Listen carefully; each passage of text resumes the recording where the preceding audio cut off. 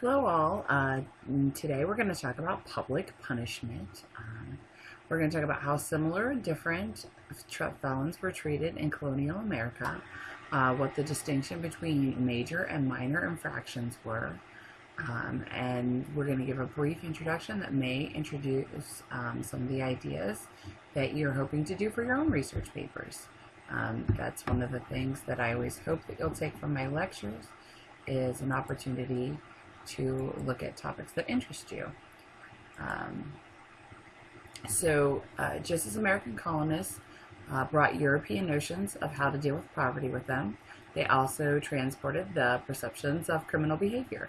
As I talked about in my last lecture, we're going to see that they start with these core ideas and they kind of bring them and maybe they transform a little bit depending on how colonial America was a little different than Britain. Transporting convicts, initially it was a pardon if you agreed to leave England, so that was kind of like a voluntary exile. So maybe if you'd committed a crime, you might actually see America as an opportunity to avoid any kind of punishment. Then in 1717, British Parliament passed an act that the courts could sentence convicts to 7 years of labor in the colonies, 14 years for a capital crime. There are evidence of convicts and debtors being shipped and sold in colonies like Virginia, Maryland, and Georgia.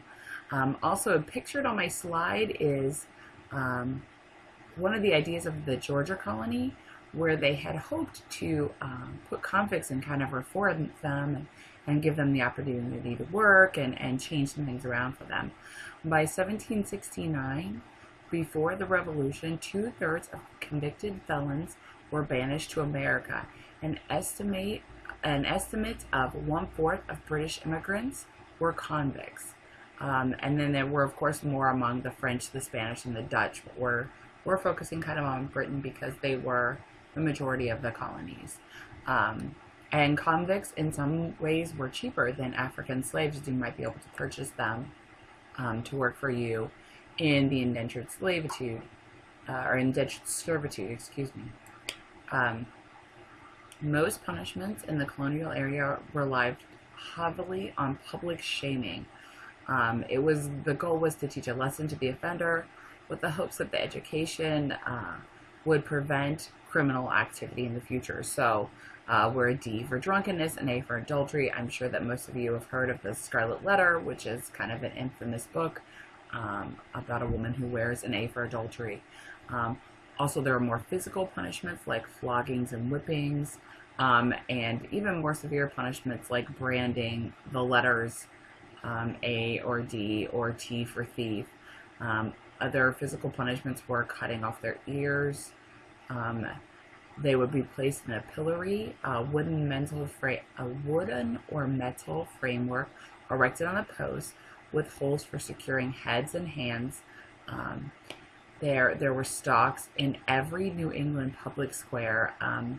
One of the things that's going to influence them and what kind of punishment they may or may not do is their religious preferences. And then, of course, for more severe crimes, that there was punishable by death with public hangings for severe crimes such as murder and rape.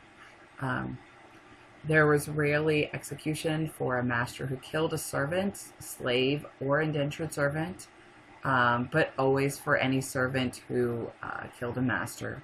Public hangings were very popular among the general population, and they were seen as a form of entertainment.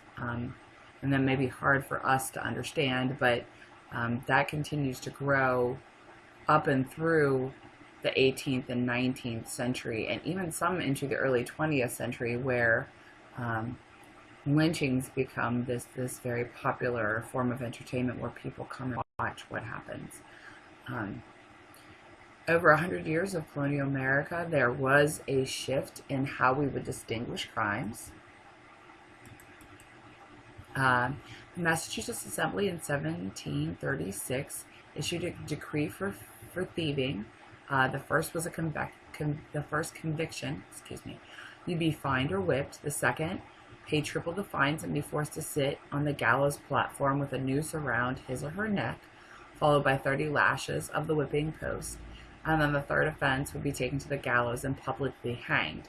So you can see there was this idea of escalation too, that you could even see in our own criminal justice system that the punishment gets worse with each incursion. By 1786, Pennsylvania had eliminated the death penalty for robbery and burglary, and in 1794, it was restricted to first-degree murder. In 1796, New York, New Jersey, and Virginia reduced their list of capital crimes.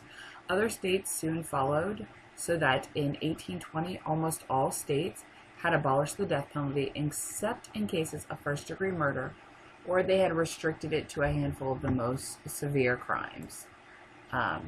Jails. Among the first public structures that were built in America, more jails than schools early on, which is, unfortunate.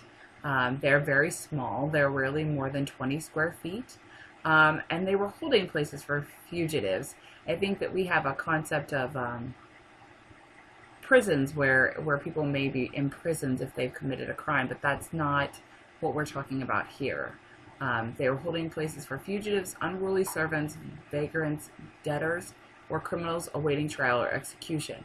But they were not likely to be punished by a continued sentence to stay in the jail.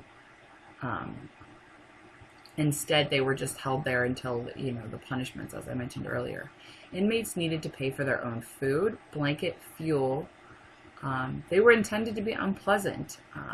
The idea was to increase the pressure to confess or cooperate with your jailers. Some almhouses for the poor were also used as jails. Because, as I said, they were not meant to be long-term. They were holding places.